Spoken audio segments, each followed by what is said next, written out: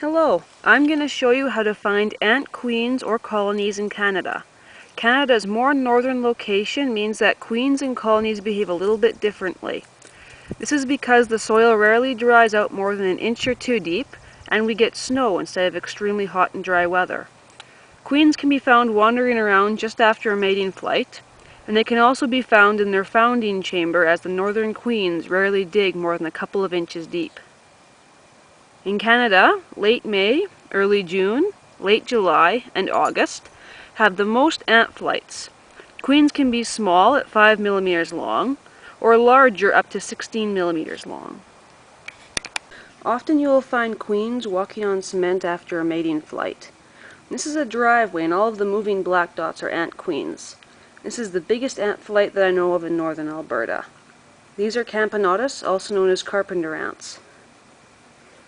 This species flies in the spring by the hundreds and are quite easy to see due to their size. Sidewalks, parking lots, and swimming pools are excellent places to find queens. Queens without wings are more likely to be fertile, but it is no guarantee. I have several queens with wings who are fertile, and I have also seen wingless queens who are infertile. You can look for weeks and not see a single queen, but one day they will have a flight and be all over the place.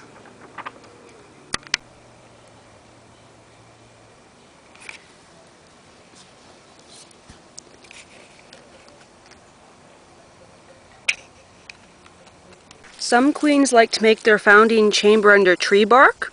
Look for larger fallen logs and peel back the bark. If the log is off the ground like this one, it can actually help to put something underneath the log, like your coat, because any queens that fall down will quite easily get lost in the leaf litter. Featherweight forceps are special tweezers that will help you safely pick up any queens or ants you might find, especially if they're in a little tiny crack or crevice. I'll usually find Camponotus queens under bark, although I'll sometimes find Myrmica queens or colonies. I'll occasionally find Formica queens in the damper logs. Let's see, is there anything in this one?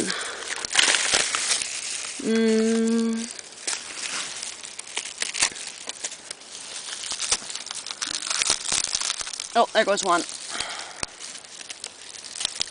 Nope.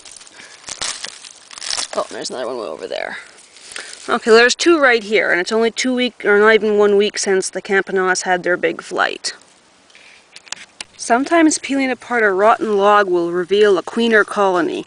I usually find Lasius or occasionally Formica or Camponotus in rotten logs. The claw and a hammer is a very good way to pull a log apart. Just use it carefully to avoid injuring any ants.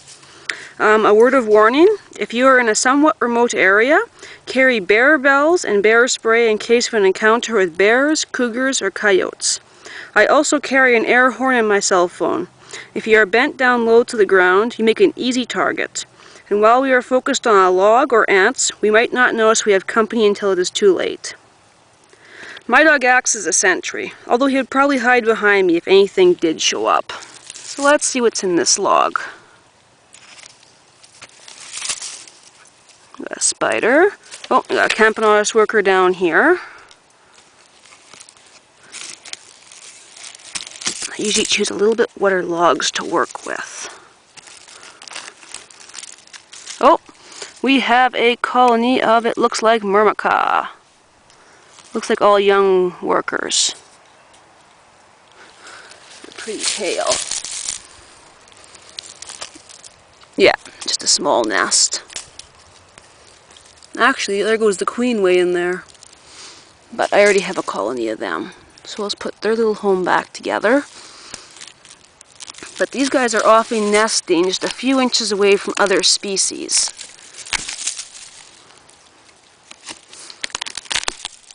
Oh, here we go. What do we got here? We have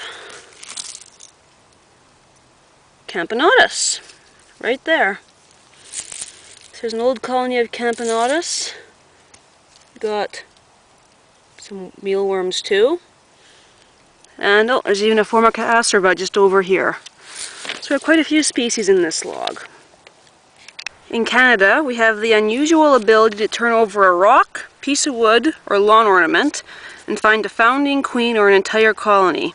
Look for a sandy or gravelly area for the best results, like the edge of a gravel parking lot or alongside a road. Look for rocks or bits of wood that are fist size or bigger and turn them over. If you see the queen, collect her first, and then get as many workers and as much as the brood as you can. Featherweight forceps and several containers really come in handy in this situation. If you don't see the queen, leave that colony alone and try another rock. I often find entire myrmica colonies or founding queens of various species underneath rocks and bits of wood, especially in the spring. I even have luck turning over stepping stones and rocks in flower beds and gardens. Let's see what's underneath this piece. Oh, there we go. It's underneath the bark here. These are all workers. I don't see the queen. She's either underneath the bark or in the ground. The ones in the leaf litter will often burrow a couple inches into the ground. When turning over any objects or looking at colonies, if you see a queen with wings in a colony, these are infertile. They haven't flown yet, so don't bother collecting them. What's underneath this piece of log? A Formica acerba colony. Whoa, what do we have here? We have Laceus. Lots of them.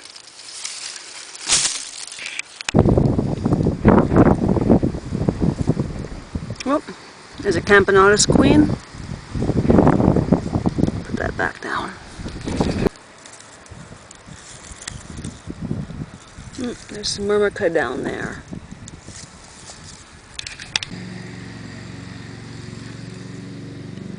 There's your Tapenoma sessile.